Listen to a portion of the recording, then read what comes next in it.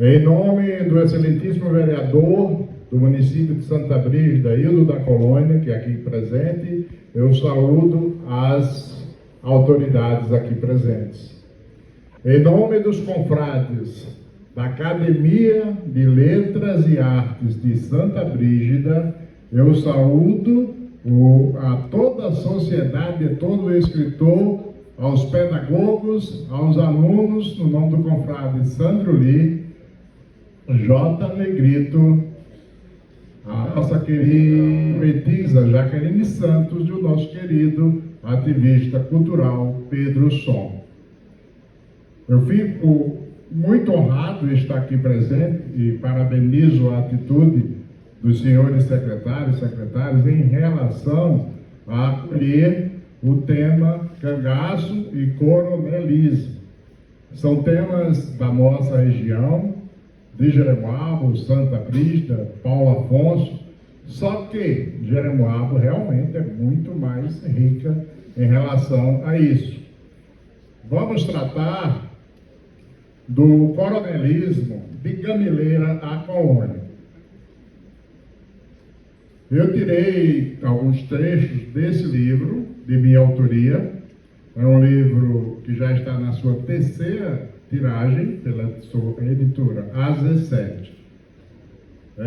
E vamos começar, como ali já está o slide, o coronelismo de Gamileira à Colônia. Por volta de 1940, o coronelismo que imperava no Brasil foi de grande importância na pessoa do então coronel João Sá para o desenvolvimento dos municípios de Jeremoabo, Santa Brígida e região.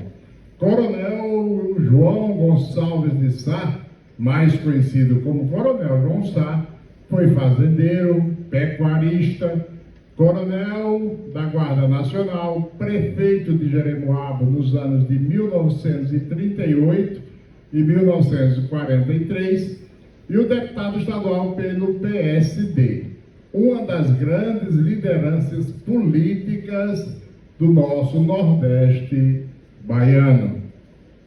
Santa Brígida, naquela época, ainda era um pequeno povoado do município aqui de Jeremoabo, composto por algumas casas de barro cobertas de palha, onde a agricultura mal dava para a subsistência e a pecuária limitava-se mais à criação de bodes e cabras.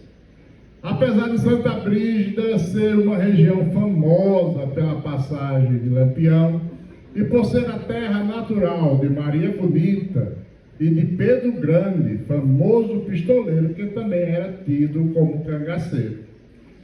Em 1942, peregrinava pelos estados de Alagoas, Sergipe e Pernambuco um penitente de barba e cabelos grisalhos, pregando e curando o que se chamava Pedro Batista da Silva.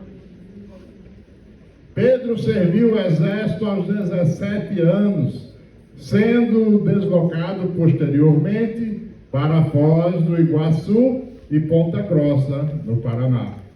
Após desligar-se do exército, trabalhou como marinheiro e estivador dos portos do Rio de Janeiro, Santos e Paranaguá, onde se fixou e viveu como pescador. Uma visão o fez regressar ao Nordeste, onde peregrinou até fixar-se em Santa Brígida. O beato Pedro Batista havia chegado ao distrito de Santa Brígida, no município de Jeremoabo, numa segunda-feira, dia de feira livre, pela manhã de um dia 11 de junho de 1945. Acompanhado de uma criança chamada Nelício, sendo transportado apenas por um jumentinho. Aquela cena, por si só, já era messiânica. Foi hospedado na casa de Virgínia Baiana e fez refeições na residência de Dona Porfíria Marques da Silva. Contou com o apoio de Manuel Joaquim da Silva, um filho da terra, sendo também acolhido no lugar pelo coronel João Sá, pecuarista profissional e deputado estadual constituinte. O coronel João Sá, homem precavido e acostumado a lidar com as mais variadas espécies de gente, acompanhou a chegada dos romeiros até certificar-se que o movimento não ameaçava se tornar uma nova Canudos. Por questão da religião, o coronel temia que se tornasse uma nova Canudos, a Santa Brígida. Nisso, ele constatou que Pedro Batista tinha outros objetivos, que era formar a romaria e desenvolver a agricultura como meio de subsistência para as famílias que ali residiam. Assim, certo dia, ao chegar na fazenda Torá, de propriedade da família do coronel João Sá, foi muito bem recebido. O coronel era um homem sábio, sabia da importância daquele homem. Pedro deu início ao seu projeto de reforma agrária no sertão da Bahia, adquirindo as terras na fazenda Gameleira, e como todo bom político que se preza, o coronel João Sá queria aquele beato que arrastava multidões como seu parceiro político. A liderança de coronel João Sá, a liderança política, foi precioso apoio e fundamental para que as terras de Gameleira viessem a dar seus principais frutos. O caso algodão, que foi tido como o ouro branco naquela época, e a mamona, que era muito procurada para fazer óleo, né? Mas foi somente em 28 de janeiro de 53, quando as negociações de Pedro Batista com o governo federal para doação e formação de uma colônia agrícola já estava em andamento, que a fazenda Gameleira foi registrada no cartório de Jeremoabo, ganhando assim o seu real valor jurídico. A influência política do coronel João Sá perdurou até mesmo depois de sua morte. Foi esse fato que encorajou Pedro Batista a fazer um pedido ao então governador, senhor Juraci Magalhães. Ele queria transformar Santa Brígida em um município politicamente independente de Jeremoabo. E o seu pedido foi atendido sobre a lei de número 1757, de 27 de julho de 1962.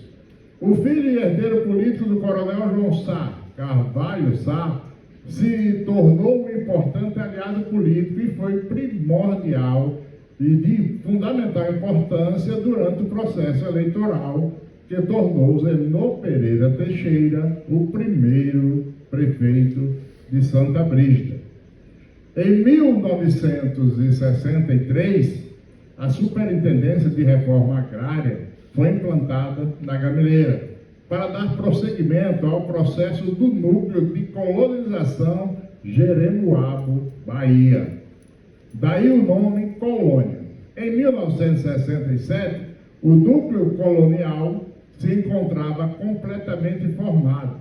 Possuía 474 lotes urbanos, medindo 600 a 800 metros quadrados, e 160 lotes rurais, medindo de 25 a 30 hectares.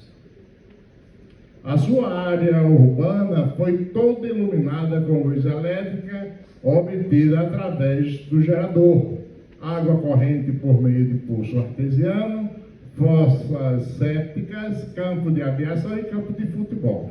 Toda essa estrutura muito bem equipada com maquinários, tratores, esteiras, 5 caminhões, um jipe, duas caminhonetes e uma Kombi. A infraestrutura já era composta por ambulatório, capela, clube social, e a primeira escola da colônia foi a Escola Coronel João Sá, que se atendia desde o maternal ao primário, tudo funcionando a pleno vapor. Era um verdadeiro oásis no meio do sertão. A colônia chegou a ter uma das feiras mais movimentadas de nossa região. Tudo isso só foi possível a partir do coronelismo de João Sá, um homem de fibra que foi de fundamental importância para o desenvolvimento social e econômico do povoado Colônia e, consequentemente, do município de Santa Brígida e região. A fonte dessa informação ainda hoje vive, está com 102 anos de idade e chama-se Apolinário Domingos Neto, que foi o capataz, braço direito de Pedro Batista na reforma agrária. Agradeço a atenção de todos, agradeço ao convite, parabenizo-los para dar continuidade e apoio a esse grande historiador, Sandro Lee, do qual a ASLA se orgulha muito em tê-lo no seu quadro de membros fundadores. Muito obrigado pela atenção e tenham um bom dia.